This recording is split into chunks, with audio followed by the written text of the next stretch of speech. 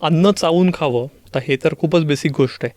तर काय नेमकी ती थेअरी काय आहे, किती वेळा चावावं किंवा पचनासाठी कसा आहार पाहिजे? येस निरंजन, इथे ना एक मला आवर्जून एक मुद्दा हायलाईट करावा असा वाटतो. ज्ञानेश्वरीमध्ये ज्ञानेश्वरांनी चर्वण तर्पण विषयी लिहून ठेवलंय. तर चर्वण तर्पण म्हणजे काय, की त्याच्यात त्यांनी सांगितलंय की घास हा गिळावा आणि पाणी हे चावावं, बरोबर. सो तर घास गिळावा म्हणजे काय, की तो पटपट पटपट चावून गिळून टाकावा असं नाहीये. जो घास इतका वेळा चावून खावा की ज्याच्यामुळे त्या घासाची कन्सिस्टन्सी ही पाण्यासारखी होईल. म्हणजे ऍक्च्युली काय, की आपलं ब्लड शरीर हे सगळं आपलं पाणी म्हणजे जलमय आहे. त्याच्यामध्ये जे काही रक्त आहे त्याची कन्सिस्टन्सी जशी पाण्यापेक्षा थोडीशी थिक आहे. तर तशा पद्धतीचा हा घास इतक्या वेळा चावून त्याची कन्सिस्टन्सी त्याच्यामध्ये लाळ घोळून घोळून अशी करावी की ती तो घास तो गिळता यावा. आणि पाणी सुद्धा जेव्हा मी आता म्हटलं तसं की त्याने पाणी पिल्यानंतर आपल्याला तर्पण म्हणजे काय एकदम तजेला येतो. उन्हामधनं आल्यानंतर पाणी पिलं की मस्त वाटतं. सो ते तर्पण जेव्हा अपेक्षित असेल तुम्हाला, तेव्हा ते पाणी तोंडामध्ये घुळवून घोळून त्याची कन्सिस्टन्सी सुद्धा थोडी थिक करावी आणि मग ते प्यावं. म्हणजे काय, की